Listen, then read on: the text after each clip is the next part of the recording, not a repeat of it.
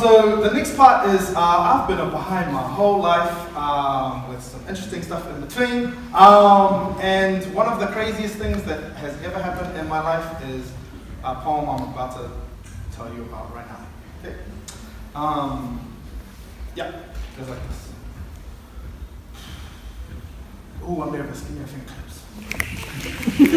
Finger snips. No, I'm talking. Okay. It goes like this.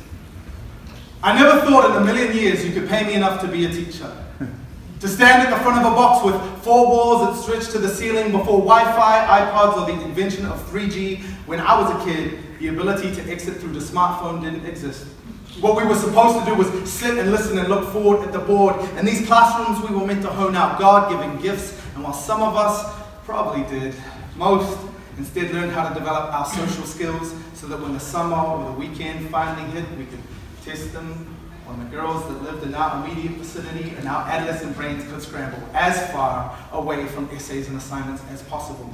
It was in these moments the dreamer in me would throw my imagination out to the window and escape, because I was meant for something bigger, to become my own man, get the girl, change the world, and be rich enough to spin it all like a basketball on my finger. Procrastination was my middle name, but knowledge, well, that was always my best friend. So when exam time finally came, I made sure that there was a relationship between my paper and my pen. However, I was young and naive enough to think that a quality education should be a gift, not a given. My parents, they had this grand scheme to put a DR in front of my name, and I was just good enough at science, and I knew how to stay in my lane, so I did, and I ran it all the way there. Trouble is, when I finally got to that sweet spot at university, not too many of those kids looked, thought, or sounded like me.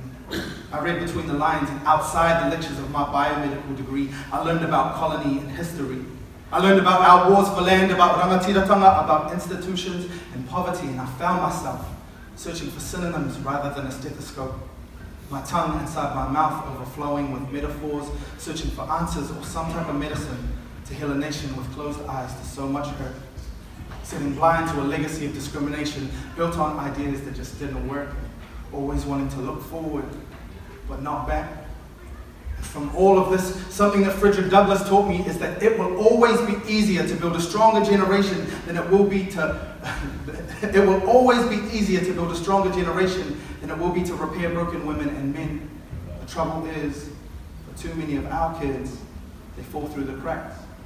If we put a price on their heads for how much we could spend on what they could know, between the richest and the poorest, there's about a $2.5 million gap. For some of us, a quality education isn't a gift or a given, but it is dependent on last name, skin color, subject choice, and where you live in. And making up the shortfall, well, that depends on people who go into the places that we think are poor schools, and they show up every day and they listen to the moral compass and not the rumble in their bank account.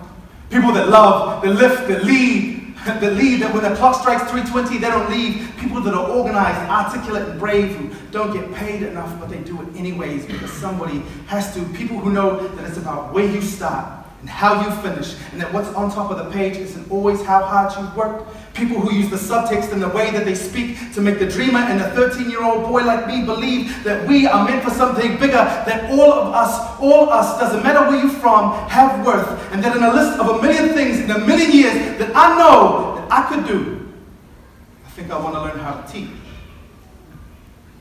First. Thank you.